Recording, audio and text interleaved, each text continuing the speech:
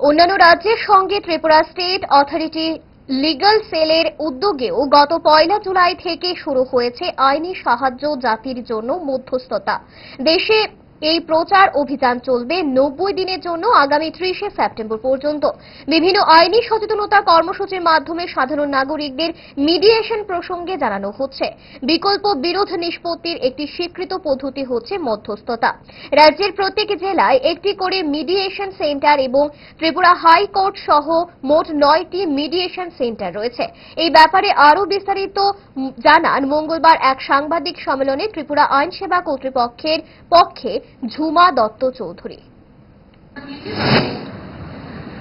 সারা দেশের সঙ্গে ত্রিপুরাতেও আমরা এই ড্রাইভ স্টার্ট করেছি।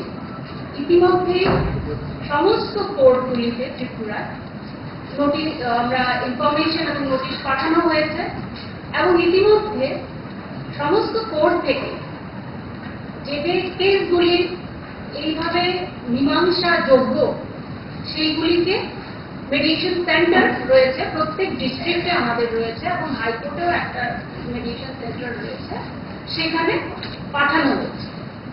এবং এখন পর্যন্ত আমার কাছে যে ডাটা আছে সে অনুযায়ী অ্যারাউন্ড 1000 রেকর্ড রেফার করা হয়েছে এবং আজকে থেকে 15/7/2025 আজকে থেকে আমাদের বিভিন্ন জায়গায় মেডিয়েশন অলরেডি স্টার্ট হয়ে গেছে।